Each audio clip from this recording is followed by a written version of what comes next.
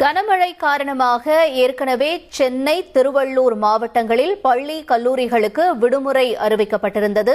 அதனைத் தொடர்ந்து தற்பொழுது செங்கல்பட்டு மாவட்டத்திலும் நாளை பள்ளி, கல்லூரிகளுக்கு விடுமுறை அறிவிக்கப்பட்டிருக்கிறது. குறிப்பாக சென்னை, செங்கல்பட்டு, காஞ்சிபுரம் உள்ளிட்ட மாவட்டங்களையும் திருவள்ளூர் மாவட்டங்களையும் தொடர் கனமழை நீடிக்கும் என்று அறிவிக்கப்பட்டிருந்த நிலையில இப்ப செங்கல்பட்டிலும் நாளை பள்ளி, கல்லூரிகளுக்கு விடுமுறை அறிவிக்கப்பட்டிருக்கிறது. தொடர்ந்து விவரங்களோடு செய்தியாளர் நவீன் இணைந்திருக்கிறார். நவீன், வணக்கம். தொடர்ந்து 3 மாவட்டங்களுக்கு விடுமுறை அறிவிக்கப்பட்டிருக்கக்கூடிய செய்தி என்ன சொல்லுங்க? வணக்கம். அதாவது வங்கக்கடலில் நிலவி கொண்டிருக்கும் ஆழ்ந்த காற்றழுத்த தாழ்வு மண்டலம் காரணமாக சென்னை, செங்கல்பட்டு, திருவள்ளூர், காஞ்சிபுரம் ஆகிய மாவட்டங்கள்ல கனமழை பெய்யும் என சென்னை வானிலை ஆய்வு மையம் தெரிவித்திருந்தது.